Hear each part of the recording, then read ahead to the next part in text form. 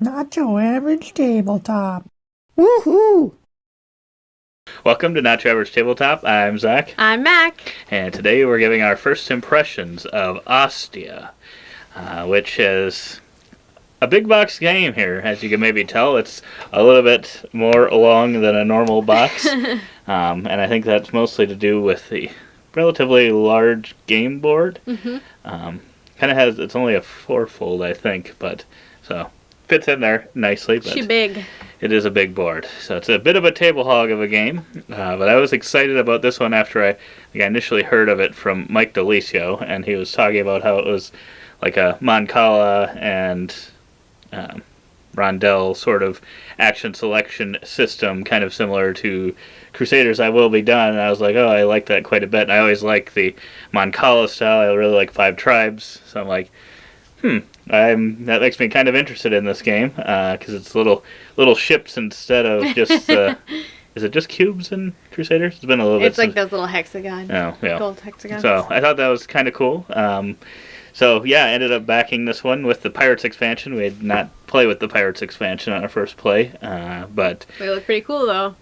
they do. And actually, before getting to play this one, we had not previously played it, but we got the chance to play Trajan, which also has kind of a similar mechanic there, but it's also a bit different, where that one kind of matters on where you end up landing. Yeah. And Crusaders, it's kind of like you build up a spot, and then it makes it more powerful and more action points to use. And this one kind of had a combination of both. As I was reading it, I'm like, oh boy, now that kind of worries me, because I would say Trajan didn't love it as much as I was hoping to. Wasn't a hit. But I think I had high expectations. That's probably part of it.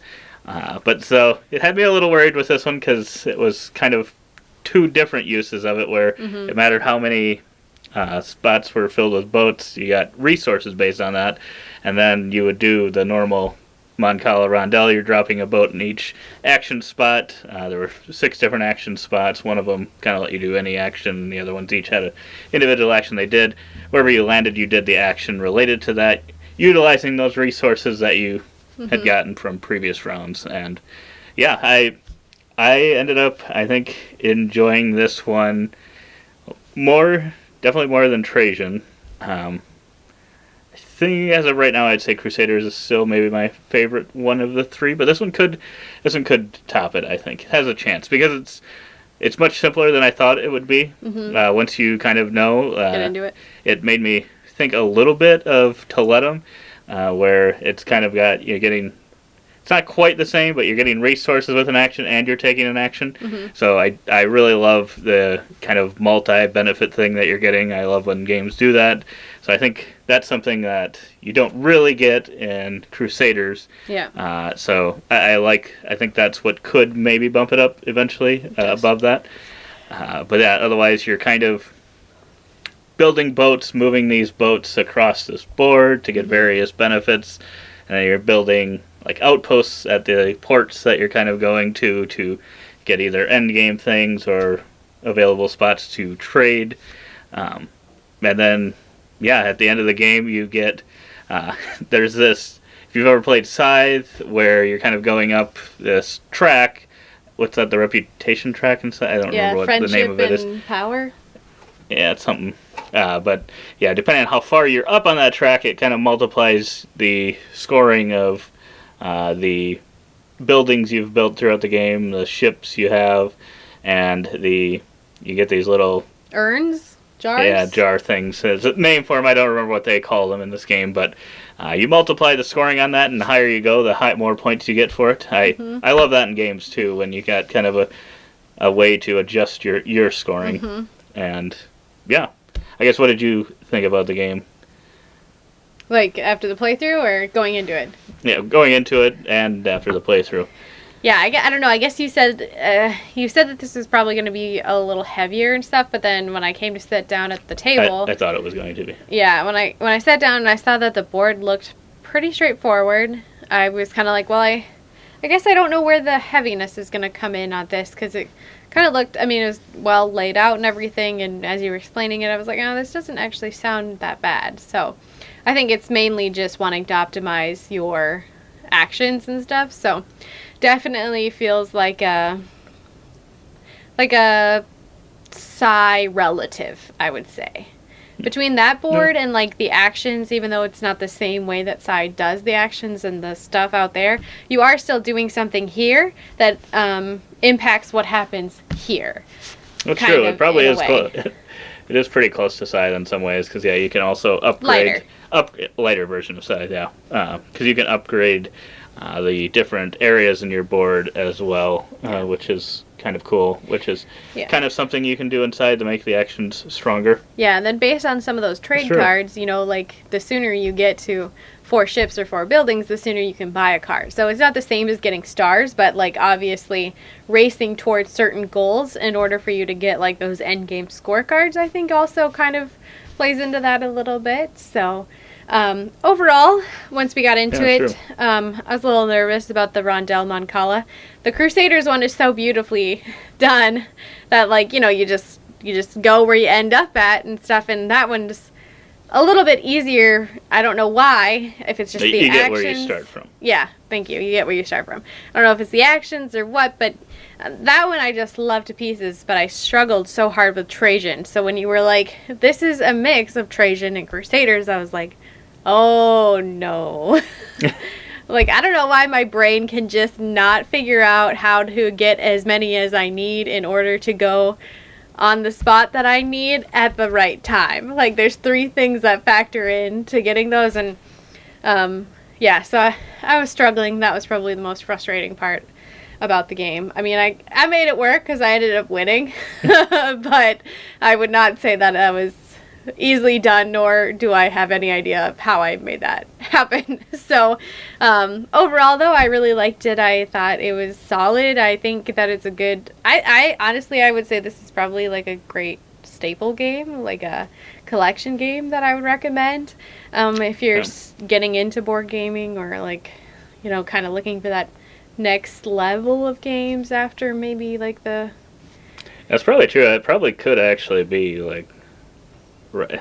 Probably wouldn't even have to. It could be an intro game, just like a little bit more, because it really is pretty simple if you can wrap your mind around that the Mancala piece of getting the resources on the one spot that you start at and getting the action of the spot you end on, which I think just takes a certain mindset. Some people I think are just not going to like that, because it does take like some planning. You gotta kind of think, okay, so then what's that gonna leave me like? Because and sometimes I feel like my mind does work decently well for these types of games, but even I had like sometimes where I was like, oh shoot, that didn't end up quite how I imagined it was going to, or thought it was going to in my head. And I'm sure there's people out there that would be able to really easily like, oh yeah, do this. But yeah, I felt like this one, the only thing like that makes this maybe, I wouldn't say worse, but a little bit different than Crusaders is Crusaders, I almost never feel like I'm wasting actions, whereas this one, I think even if you do some good planning, you might end up like wasting something at some point, because it just is, you're not going to be able to take the action because you are, for most of these, gaining the resources, and sometimes you don't have the resources required to actually perform the action. But I do like that the actions themselves allow you to kind of complete that action multiple times. So if you do kind of load up on a bunch of resources and then activate it, eventually you'll be able to kind of do multiple at once. So it does at least provide you the opportunity to do that, so it's not like, oh shoot, I missed that. So yeah, just hopefully the next time you've got enough resources to do it 2 times or 3 times or something. And it was super helpful when you told me you could trade in 3 for 1. Oh, the 3 gold? Yeah. Yeah. Or you can get a building to upgrade that to 2 to 1, which, I mean, is even better. I don't know if either of us... I didn't, but I probably should have. Yeah, I didn't get that one either, but that could be probably a pretty good one. I think you'd want to get that earlier on in the game. I was just going to say that because I put it on, like, the extra ones, but I was like, yeah, that didn't... I ended up just having a ton of money just built up randomly, so if that happens again, it would be nice to have to pay 2 to 1 instead of 3 to 1. So. Right. I would agree. Yeah. But yeah, I think this would be approachable. I don't know how readily available it is right now, but I thought I heard rumblings that maybe some company was going to bring it to America. I don't know that it'll be this exact copy, I'm sure the production would be different. Maybe the box will be more Ticket to Ride size, so it fits in the Calyx Cube a little bit better. But yeah, I would definitely recommend it for someone that's wanting to get into that style. If you're, because I think it's probably going to be the simplest one to get into versus Crusaders and Trajan. Yeah, I think they both have just. Yeah, I think Crusaders just has a little bit more, and Trajan I wouldn't recommend. So. Yeah. I guess what would you give this as a first impression? I would probably give it an 8. Even though this part is maybe a little more complicated, like the simplicity and the beautiful flow of how it kind of worked, I think was really, really well done to make this game solid. So, yeah, I think it was good. Solid 8.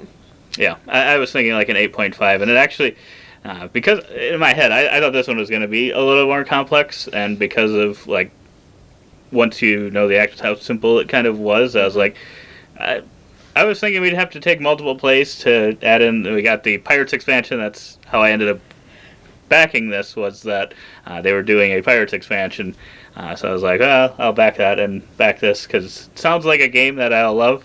And yeah, luckily I liked it quite a bit with 8.5. I'm very excited to see what that expansion adds. We'll see. Maybe if that's a lot. I don't know exactly what the differences will be with that added in, but maybe it'll give it even just a little bit more. But maybe it'll be too much too. Yeah. Sometimes expansions do that, unfortunately. Most often. Yeah, we've got an unboxing video of this if you want to see that. I believe I unboxed it with the expansion, but I could be misremembering that. So you can go check that out. So the expansion has some boats in it that are very, very awesome. Pretty cool. You got to check those out for sure. Yeah. But yeah, otherwise, if you liked the video, give us a thumbs up. Subscribe for future content. But otherwise, we hope to see you on those videos. And as always, don't forget to keep on nibbling on our content.